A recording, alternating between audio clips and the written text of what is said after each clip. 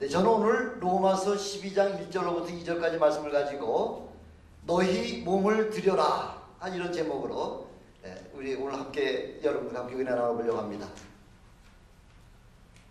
너의 몸을 하나님 앞에 드리라 하고서 지금 우리 하나님이 원하고 계시는 거죠. 하나님은 여러분들의 몸을 원하신다는 겁니다. 여러분 몸을 원하실 때에 우리 하나님께서 번제로 이렇게 불에 태워가지고서 드리는 그런 화목제로다가 번제로다가 하나님 앞에 드리는 것이 아니라 우리 몸 살아있는 우리 산제물을 우리 하나님이 지금 여러분들에게 원하고 계시는 거죠. 왜 그렇게 우리 하나님은 여러분의 산제물을 그렇게 원하고 계시냐면은 여러분들을 통해서 여러분의 이웃들이 구원받게 하시고요. 또 그 이웃들을 통해서 온 세계 만방의 모든 인류가 다 구원받기를 원하시는 것이 바로 우리 하나님 아버지의 마음이라는 거죠.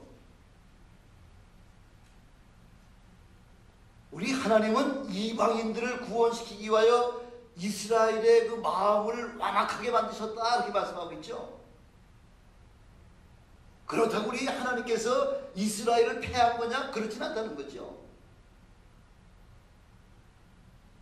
세상의 모든 족속들에게 다 복음이 전파되게 하시고 그 또 제일 마지막에 그 이스라엘로 말미암아 구원을 회복시키시려고 하는 바로 그 하나님의 그 구원 계획이 온 세계 만민으로 말미암아 다 구원받게 하시고 제일 마지막에 이스라엘로 하여금 제일 구원의 반열에 참여시키는 그런 구원의 그 회복을 시키심으로 말미암아 우리 하나님께서 인류를 구원하시려고 하는 모든 계획을 완성하시려고 그렇게 지금 이스라엘의 마음을 강팍하게도 하시고요.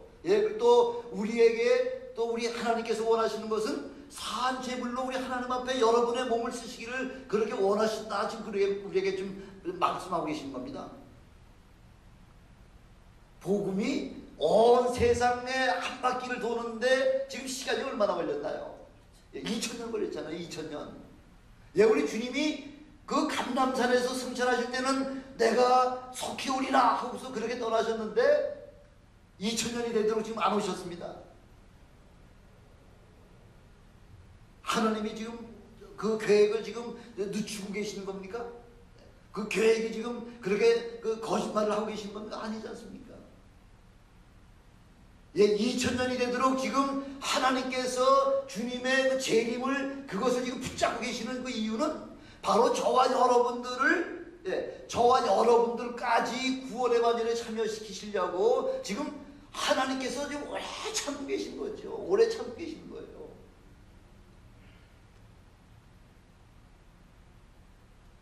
복음의 역사는 지금도 계속되고 있습니다. 계속되고 있음에도 불구하고 지금 너무 안타까운 것은요. 그동안 예수를 잘 믿는다고 그렇게 하다가 어느 순간부터 하나하나 교회 등을 돌리기 시작하더니 어떤 사람들은 절간으로다가 불교로다 찾아가는 사람도 있고요. 어떤 사람은 캐톨릭으로 천주교로다가 그 천주교에 뭐 부담이 없으니까 거기 참 좋다고 가서 거기 그쪽으로 가는 사람들도 있고요. 어떤 사람은 또 모슬렘이 좋다 그래서 모슬렘으로 가는 사람이 있고 뭐 가지각색의 여러 가지 방법 때문에 지금 교회에 등을 돌리고 있는 사람이 있지만은 사실은 그런 목적 때문에 교회에 등을 돌리는 것이 아니라 우리 믿음의 사람이 그 말씀과 행함이 그 하나가 되지 못하기 때문에 우리 믿는 사람들 우리 문제 때문에 교회를 등지고 나가는 사람이 더 많다는 거죠. 책임은 사실은 그런 다른 조건 때문에 책임이 있는 것이 아니라 저와 여러분들에게 책임이 있다는 것입니다.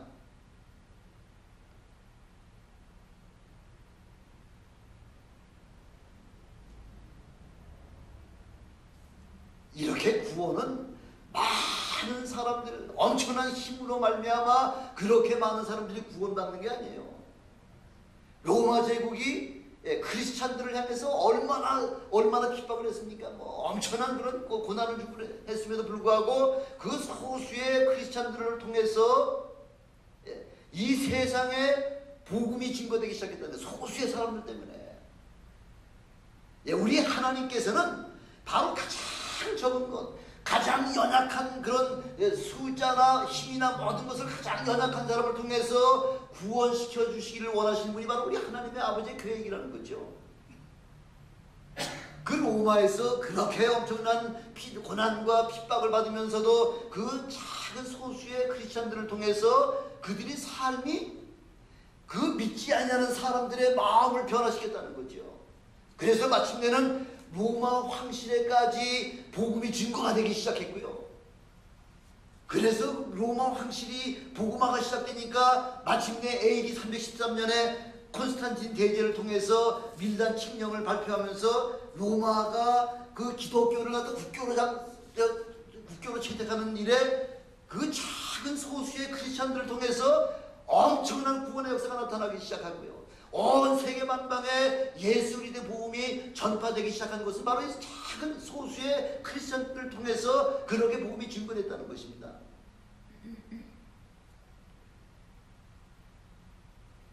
이렇게 세상을 변화시키는 것은 소수의 신실한 크리스천들 때문에 그런 세계 복음화가 이루어졌다는 겁니다. 바로 이 복음은 삶의 현장에서 바로 엄청난 능력으로 내 옆에 있는 내 이웃에게 그 파워로다가 증거가 되기 시작한다는 거죠. 그래서 세상은요, 우리 크리스천들을 우리 크리스천들의 그 삶 일거수일투족을 세상 사람들이 먼저 한다는 겁니다. 그래서 하나님은 구원받은 자들에게 우리 먼저 구원받은 우리를 통해서 첫 번째 뭐라고 지금 말씀하고 계시냐면 1절에 보니까 뭐라고 그러죠? 거룩한 산 제사로 바로 우리에게 제물이 되라 하고서 그걸 지금 우리에게 말씀하고 있는 거예요. 제물이 되라는 거죠. 제물은 뭐가 제물이에요? 제물은 우리 하나님 앞에 제사를 드릴 때 가장 중요한 것이 바로 제물이 있어야지 하나님 앞에 제사가 상달이 되는 거죠. 제물이 없으면 제사 지낼 수가 없습니다. 제물이라고 하는 것은 어떤 짐승의 희생이 필요하기 때문에, 그래서 희생 제물로 해야만 하나님 앞에 그 희생 제물을 하나님 앞에 바침으로 말미암아 하나님께서 그 제물을 통해서 우리의 모든 소원과 우리의 모든 간구를 응답해 주신 분이 바로 하나님 아버지 앞에 드리는 제사라는 거죠. 그 제물은 바로 죽어야만 제물이 될 수 있잖아요. 죽어야지만 제물이 될 수 있는데 우리 하나님께서는 우리에게 죽지 않고 산 제물로 드리는 거예요. 산 제물로. 그 사도 바울은 우리는 날마다 죽노라 이렇게 고백하고 있지 않습니까? 우리가 진짜 생명이 죽는 것이 아니라 마치 죽음을 방불한 것 같이, 마치 아무리 어떤 사람이 나를 핍박하고 침뱉고 나를 짓밟고 한다고 하더라도 죽은 자가 무슨 항의라고 죽은 자가 무슨 원망을 하겠습니까? 원망 불평하지 않냐고 죽은 자같이 그렇게 죽은 자와 방불할 수 있는 만큼 이렇게 산 제물로다 우리를 하나님 앞에 드려라. 그걸 우리 주님께서 우리에게 말씀하고 계시는 겁니다.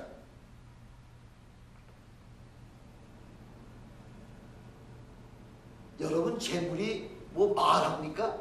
원망합니까? 불평합니까? 제물은 아무런 말이 없어야 되는 거죠. 불평이나 원망이 없는 바로 그런 것이 바로 제물이라는 거죠. 또 제물이 자기 죄 때문에 죽는 거 아니지 않습니까? 제물은 자기 죄 때문에 죽는 것이 아니라 남의 죄 때문에 대신 죽어주는 것이 바로 그 제물의 역할이라는 것입니다. 그래서 희생제물이라 이렇게 말씀하고 있는 것이죠. 바로 우리 주님께서 희생제물이 되셨기 때문에 그래서 온 인류가 다 구원의 반열에 참여할 수 있는 것은 바로 우리 주님의 희생의 제물 때문에, 그래서 우리가 다 구원받게 된다는 것이죠. 만약 주님이 희생제물을 바치지 않을 것 같으면 아무도 구원받을 사람은 이 땅에 없다는 것입니다. 그래서 우리 주님께서는 바로 우리 주님이 제물이 되었던 것 같이 우리에게도 제물이 되어서 우리의 이웃들을 또 우리의 온 세계 만민에게 예수 그리스도의 복음을 증거하라고 우리에게 그렇게 좀 분노하고 계시는 거죠.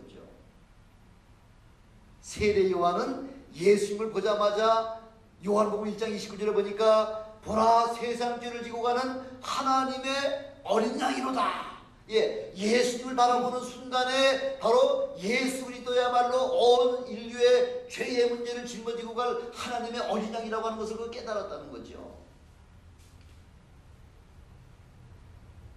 하나님의 어린 양이 치러야 할 희생을 벌써 예수님 오시기 전 700년 전 이사야 선지자를 통해서 아주 구체적으로 어떻게 그 메시아가 오면, 어떻게 우리의 그 메시아 구세주가 오게 되면은 어떤 방법으로다가 그분이 사역하실 것을 아주 구체적으로 말씀하신 게 이사야서 53장 5절 말씀이지 않습니까?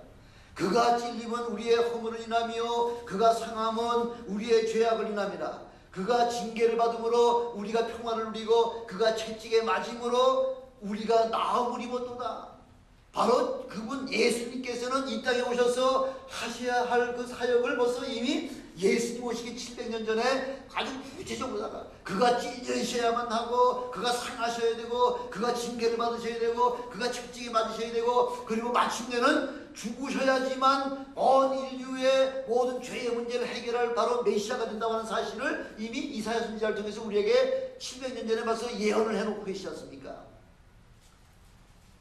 근데 이렇게 예수님은 아무런 죄도 없으시면서 희생을 당하시면서 어떻게 희생을 당하시냐? 이사야 53장 10절에 보니까 그가 곤욕을 당하여 괴로울 때에도 그 입을 열지 아니하였고 마치 도수장에 끌려가는 어린 양과 털 깎는 자 앞에 잠잠한 양같이 그 입을 열지 아니하였도다.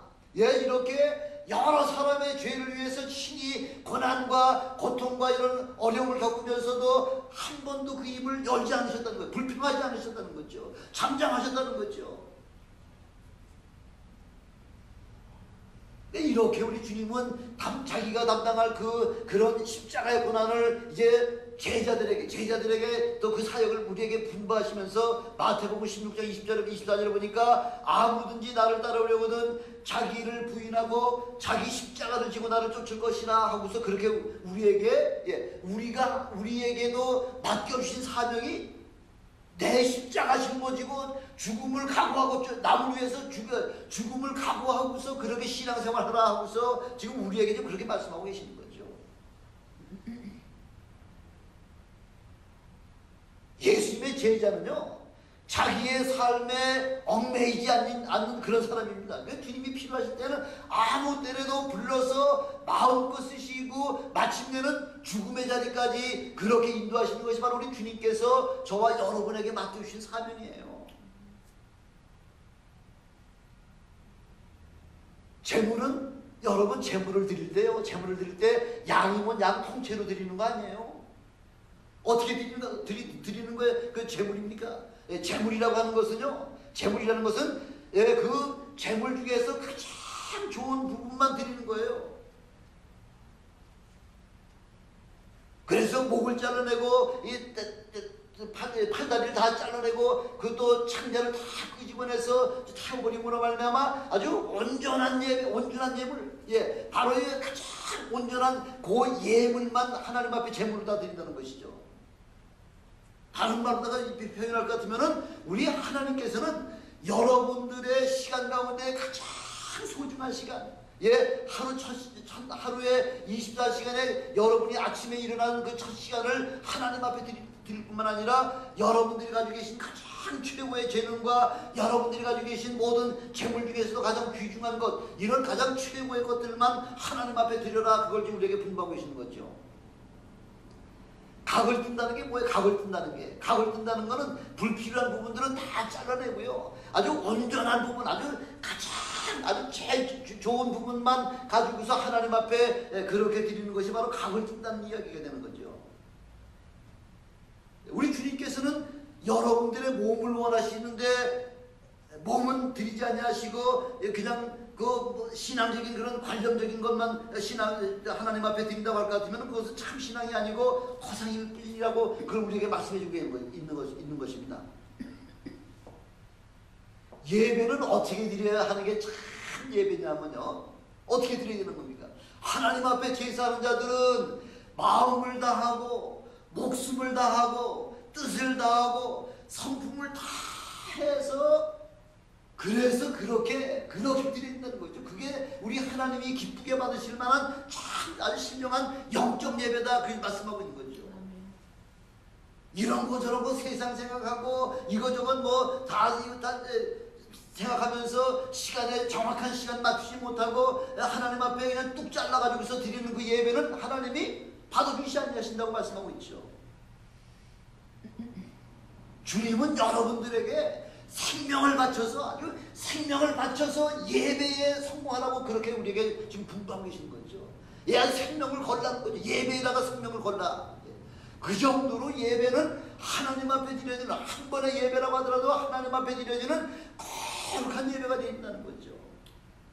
하다못해 우리가 드리는 그 헌물 하나라도요, 하나님 앞에 온전하게 드려라. 그렇게 지금 말라기서 1장 8절에는 너희가 눈먼 희생으로 드리는 것이 어찌 악하지 아니하며 저는 것 병든 것을 너희 총독에게 드려보라.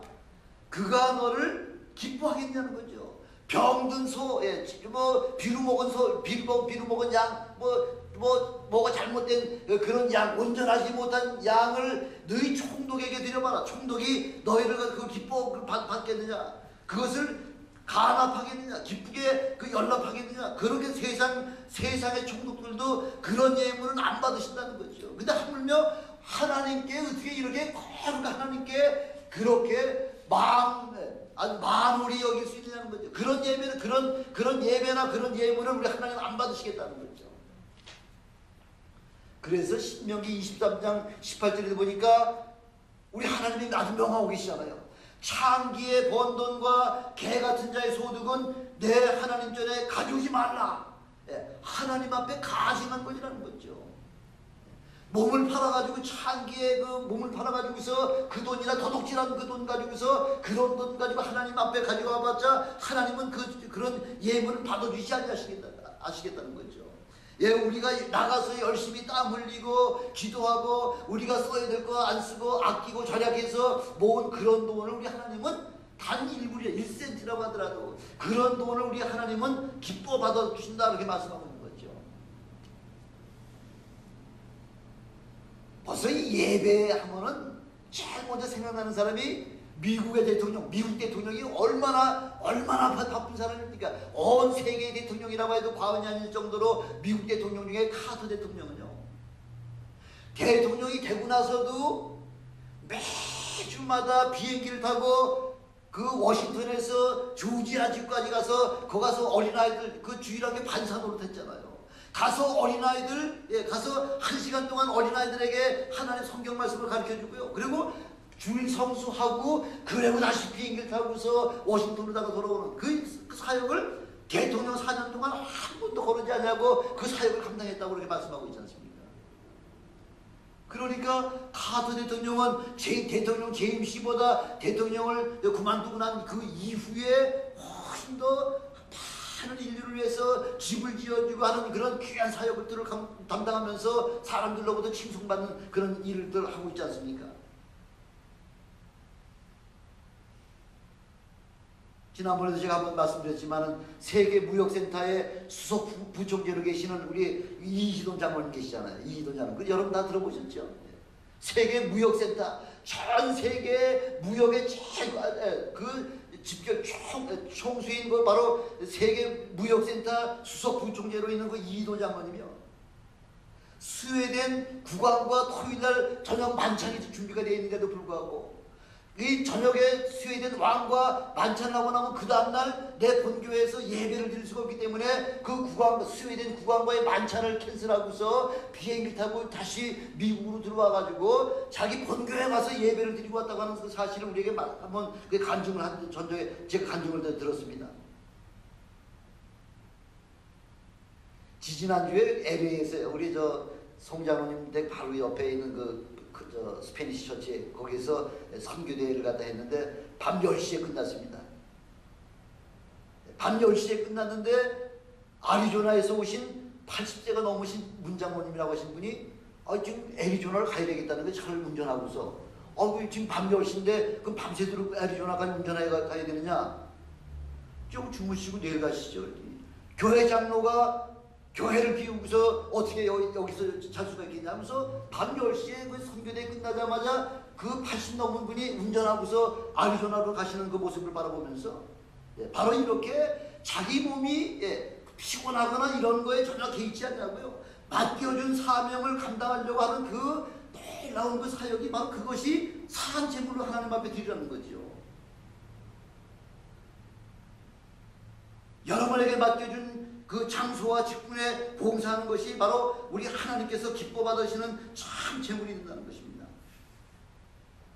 그래서 한 알의 밀알이 땅에 떨어져 죽지 않으면 한 알 그대로 있지만은 땅에 떨어져 죽어야지만 비로소 100배, 60배, 30배의 열매를 맺을 수 있다 하고서 우리에게 죽으라고 말씀하고 있는 거죠. 제물을 드리라는 거죠.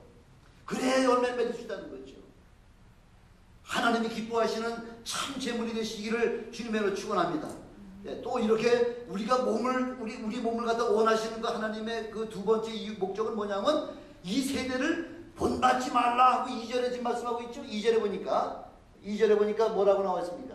2절에 보니까 너희는 이 세대를 본받지 말고 오직 마음을 새롭게 함으로 변화를 받아 하나님의 선하시고 기뻐하시고 온전하신 뜻이 무엇인지 분별하도록 하라 하고 이렇게 말씀하고 있는 거죠. 여러분 요즘 세상이 뭐 어떤 큰 대세에 의해 가지고서 세상이 변화되는 겁니까? 아니에요. 소수의 몇 사람의 그 사역을 통해서 그 사역의 소수의 몇 사람을 통해서 세상은 변화가 되고 있는 것입니다. 바로 우리 하나님의 말씀은 어제나 오늘이나 영원토록 동일하신 말씀이기 때문에 그래서 그 말씀 하나를 통해서 세상은 변화가 되게 돼 있다는 것입니다. 어저께 신문을 보니까 어저께 여러분 중앙일보 혹시 보신 분 계신지 모르겠네요. 어제 3월 16일자 중앙일보 본국지 6면에 보니까 콘클라베를 통해서 새로운 교황이 탄생했잖아요. 그래서 케너 캐드릭에서 프란시스코라고 하는 그런 그 이름으로다가 이제 바꿔가지고 교황명이 이제 됐는데 그분이 아주 여러 가지 우리에게 충격을 주더라고요. 여전껏 캐톨릭에서는 그런 말 하는 교황이 됐든 추기경이 됐든 주교가 됐든 신부가 됐든 성도가 됐든지 어떤 사람이든지 간에 그런 말을 하는 걸 들어보질 못했는데 근데 그분이 뭐라고 말씀을 했냐면은 참 얼마나 저에게 신선한 충격을 줬는지 첫 번째 뭐냐면 우리가 예수 그리스도에 대한 신앙 고백을 하지 아니한다면은 뭔가 잘못됐다는 거죠. 만약 신앙 고백이 없다고 할 것 같으면은 캐톨릭이라고 하는 큰 집단은 인정받는 비정부기관, NGO에 불과하다는 거죠. 그리스도의 신부인 교회의 사명을 감당하지 못하는 거다 이렇게 그분이 말씀하대요. 마태복음 16장 16절에서 19절까지 말씀이잖아요. 바로 우리 신앙 고백을 통해서 그 믿음의 그 고백 후에 하나님의 교회가 세워주는 바로 주는 그리스도시여 살아계신 하나님의 아들이시라는 이 고백 없이만은 교회는 아무것도 아니라는 거죠. 하나의 그냥 자선단체요, NGO, 난 가방만 어간이 예수이라고 비정부 단체밖에는 역할을 할 수가 없다는 거죠. 또 두 번째 그분이 뭐라고 말씀하고 있냐면요. 십자가 없는 신앙은 그러면 주의 제자로 갈 수 없다. 당연하죠. 어비코스죠. 아니 십자가 없는 어떤 그런 신자가 그건 뭐 말이 안 되는 거죠. 우리 믿음의 고백은 십자가를 중심으로 해가지고 우리 신앙 고백이 나타나야 되는 거죠. 아무리 그 주교나 추기경들이 그 황금색 사제복을 입은 그 추기경이라고 하더라도 십자가가 그 마음속에 없으면은 그 사람은 아무것도 아니라는 거죠. 당연하죠. 와, 아주 취임 첫 일성이 이런 뭐 엄청난 그 말을 갖다가 아주 여러 공개 석상에서 그렇게 그 이야기를 하고요. 세 번째 뭐냐면 또 그 붉은 수단이라는 거죠. 그 추기경들이 입는 그 빨간 그 옷 있죠? 붉은 수단에다가 그 빨간 또 모자를 쓰고 호화 찬란하죠. 기가 막히죠. 근데 이 붉은 수단을 입지 말고 검은 수단을 입어라. 제가 7년 전인가요? 요한 바오로 2세가 그때 저기 돌아가셨을 때 그때 그 베드로 성당에서 그 장례 예배를 치르는데요. 그 추기경들, 그 백몇십 명 되는 추기경들이 빨간 옷에다가 뭐 아주 휘황찬란한, 거기다가 교황은 또 거기다가 또 이 보석이 달린 그 교황 모자 쓰고, 지팡이는 무슨 지팡이죠? 금지팡이잖아요. 금지팡이. 순구보다가 된 그 지팡이를 짚고서 그 장례식을 치르는 모습을 봤는데, 근데 그 장례식은 뭐 그렇다 손 치더라도 제일 중요한 게 뭡니까? 교회 안에 제일 중요한 게 뭐냐면 십자가잖아요. 예수님이 저 초라한 십자가, 그 아주 이상한 그 아주 형편없는 그 십자가에서 예수님이 거기서 초라하게 매달려 계신 십자가 고상은 저쪽 한쪽 구석에다가 이렇게 비켜놓고, 그러고서는 아주 휘황찬란한 그런 금보석에다가 그런 금지팡이 가지고서 그렇게 장례식을 치르는 모습을 보면서, 야, 이건 해도 너무했다. 아니, 교회의 머리가 되시는 예수님은 저쪽에다가 한쪽에다가 씌워놓고요. 아니, 그 예수님의 십자가 고상을 여기다 놓고서 장례식을 치르면 안 됩니까? 예, 저쪽 구석에다가 한쪽 구석에다가 몰아놓고서 그리고 장례식을 치르는 모습을 보면서 저건 아닌데 했는데, 이번에 프란시스코 이 교황 된 사람이 더 이상 붉은 수단 대신 검은 수단을 입어라. 그리고 여기는 목걸이 해가지고 여기 저 십자가를 갖다 달고 다니는 십자가가 뭐예요? 금으로 다 순금으로 만든 십자가를 탁 달면서 위험이 넘치죠. 최고의 호화판이죠. 근데 그 십자가, 금 십자가를 버려놓고서 이번에 그 추기경된 사람은 자기가 늘 찾은 녹슨 십자가를 착용했다는 거죠.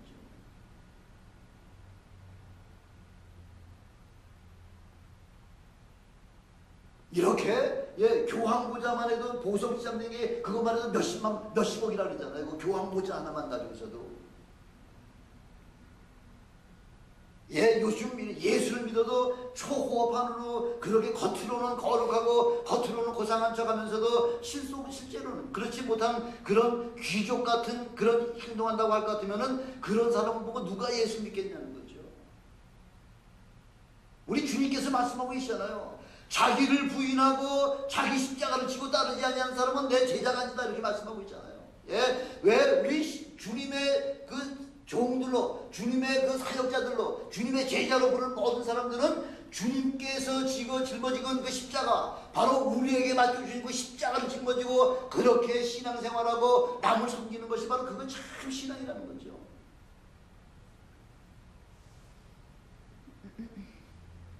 그래서 재물이 있는 곳에 뭐가 있을까요? 재물이 있는 곳에, 재물이 있으면 뭐가 있는 거예요?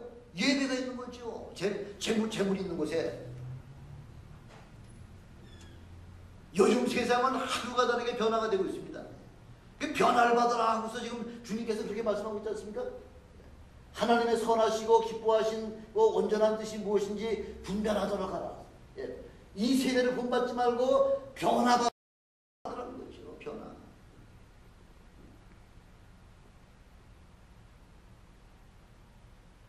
변화받는 게 뭡니까? 영적으로 거듭나는 게 변화가 되는 거예요. 영적으로 변화가 거듭난다고 하는 것은 새로운 피조물이 된다는 거죠. 마치 요한복음 2장에서 나온 것 같이 물이 포도주가 된 것 같이 이렇게 완전하게 성분이 바뀌어지는 것이, 그게 바로 변화받는 그 아주 핵심이라는 겁니다. 본래 우리는 본질상 진로의 자식이었다. 마귀의 자식이었지만은 예수 이름을 통해서 예수를 믿음으로 말미암아 하나님의 자녀로다가 변화되는 그 엄청난 그런 구원의 역사가 바로 이게 변화라는 거죠. 마귀의 자식에서 하나님의 자식으로 변화되는 게 그게 참 변화예요. 물이 포도주가 된 것이 이게 참 변화라는 거죠. 그렇게 우리가 전에는 진로의 자식이었던 것이 하나님의 자녀로다가 변화되는 그런 실질적인 변화가 참 진짜 변화라는 겁니다.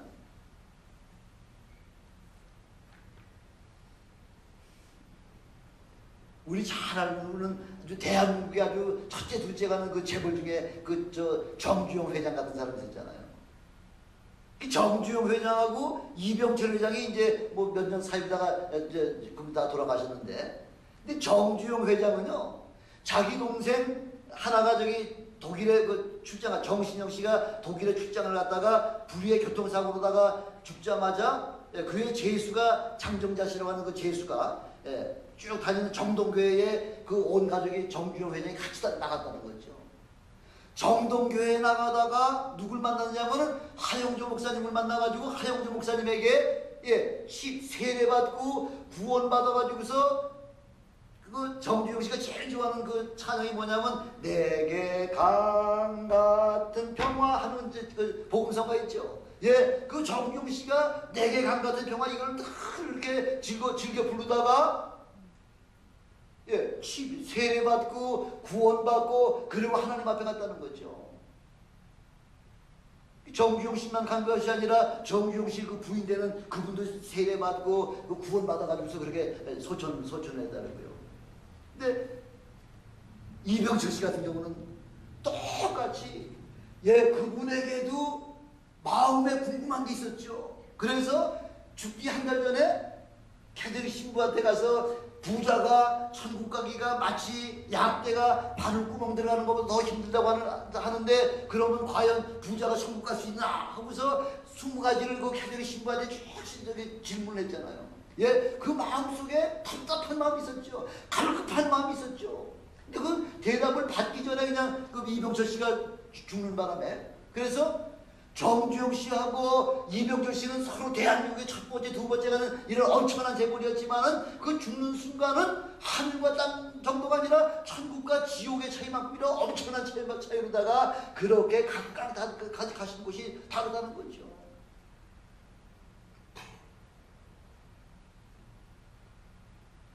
여러분, 구원이 우스운 거 아니에요. 구원이요 엄청난 겁니다. 엄청난 거예요. 예, 바로 우리가 죽느냐 영원히 사느냐 영원히 지옥불에 들어가느냐는 이 엄청난 차이가 바로 구원을 받았느냐 구원받지 못했느냐는 바로 그 차이라는 거죠. 예, 우리 얼진 보면은 그까지 구원 예, 아무나 받는 거 그런 거 아닙니다. 절대 그런 거 아니에요. 예, 구원이라고 하는 것은 바로 하나님께서 우리에게 생명을 주시고 하나님의 자녀된 권세를 주시는 엄청난 역사가 바로 구원의 역사라는 거죠. 구원받은 사람은 벌써 마음이 새롭게 돼서 세상에서 빛과 소금의 역할을 갖다가 감당하도록 그렇게 하나님께서 변화시켜 주신다는 거죠.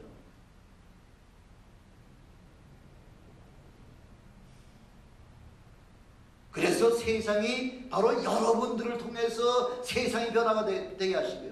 바로 여러분들을 통해서 그렇게 많은 그 마귀의 종들을 마귀의 자식들을 하나님의 자녀로 옮겨놓는 일에 여러분들을 사용하시려고 그래서 너희 몸을 요구한다. 너희 몸을 내놔라 하면서 우리 주님께서 여러분 몸을 지금 요구하고 계시는 겁니다. 우리가 만약 세상에 의해서 변화가 된다고 할 것 같으면 우리는 마귀의 종이 되지만은 그러나 이스라엘은 하나님이 주신 축복을 가지고서도 우상 숭배하는 일에 쓰다가 그래? 예, 하나님의 엄청난 은혜를 체험하고서도 계속해서 우상 숭배를 하니까 그래 그럼 너 한번 우상 숭배 한번 마음껏 해봐 해가지고서 바벨론으로다가 포로를 끌고 간 70년 동안 70년 동안 우상을 섬기는 일을 위해서 70년 동안 그 이스라엘 백성들을 포로로 잡아가시다가 70년만 해방시켜 주시지 않았습니까? 바로 우리는 바로 영적 예배라고 하는 것은 하나님을 기쁘시게 하는 것입니다. 예, 하나님의 일을 할 때요 억지로 끌려가서 하나님을 일하는 것보다도요 자원하는 신령 가지고서 주님 앞에 와서 봉사하고 주님 앞에 와서 헌신할 때에 그 기쁨이라고 하는 것은 그 즐거움이라고 하는 것은 신령 나는 거죠. 예, 억지로 끌려가서 복받은 사람도 하나 있긴 있죠. 누구예요? 예, 구레네 사람 시몬이라 그러죠. 구레네 사람 시몬. 예, 예수님의 십자가를 짊어지고 지금 그 골고다 산상으로 올라가는데 예수님이 자꾸 넘어지시니까 3번째 넘어지시니까 도저히 시간을 맞추지 못하고 시간에 올라가서 빨리 십자가에 못을 박아야 되는데 자꾸 쓰러지니까 그래서 마침 보다 보니까 구레네에서 온 그 시커먼 사람 등치 좋은 사람이 하나 구레네 시몬이 보이길래 너 와서 대신 예수님의 십자가 져. 그래가지고 예수님의 십자가를 억지로 짊어지고서 골고다 산전까지 올라가신 구레네 시몬은요 억지로 주님 앞에 붙잡혀 와가지고서 주님 앞에 봉사한 것 때문에 초대교회 때 엄청난 그런 교구의 축복에 그 자녀들의 축복을 통해서 하나님께서 그냥 버려두지 아니하시고 하나님께서 억지로라도 하나님 앞에와 충성한 사람에게는 하나님께서 엄청난 축복을 갚아주셨다는 거죠. 여기 계신 분들은 억지로가 아니라 자원하는 심령으로, 기쁜 마음으로, 감사하는 심령으로다가 주님 앞에 충성하시는 여러분들이 되시길 주님으로 축원합니다. 자원하는 심령 할 때, 그런 자원하는 심령이라고 할 때는 여러분 주위에 어려운 사람 많이 있습니다. 여러분 주위에 병든 사람들도 많이 있습니다. 구원받지 못한 사람들 많이 있습니다. 그런 분들과 섬기시라는 거예요. 병든 자에게 찾아가서, 그래서 주님께서 마태복음 25장에 내가 병들었을 때 너 나와서 나한테 한번 나 병문안 한번 와봤느냐? 나 감옥에 있을 때 너 나 한번 그 감옥에 신방 한번 와봤느냐? 나 굶주릴 때 너 나 한번 뭐 밥 한번 사줬느냐? 하고서 주님이 그렇게 말씀해요. 주님 언제 내가 그렇게 했습니까? 바로 지극히 작은 자에게 하지 아니하는 것이 바로 내게 하지 아니하는 것이다. 이렇게 우리 주님이 말씀하고 있잖아요. 여러분 주위에 어렵고 힘든 자들 너무나 많습니다. 지금 찾아가서 위로하시고요. 예수 그리스도 이름으로다가 그들을 위로하시고 격려하시고 기도하셔서 그 한 영혼이라도 주님 앞으로 인도하시는 그런 믿음의 역사가 나타나는 저와 여러분이 되시길 주님으로 축원합니다. 기도하시겠습니다.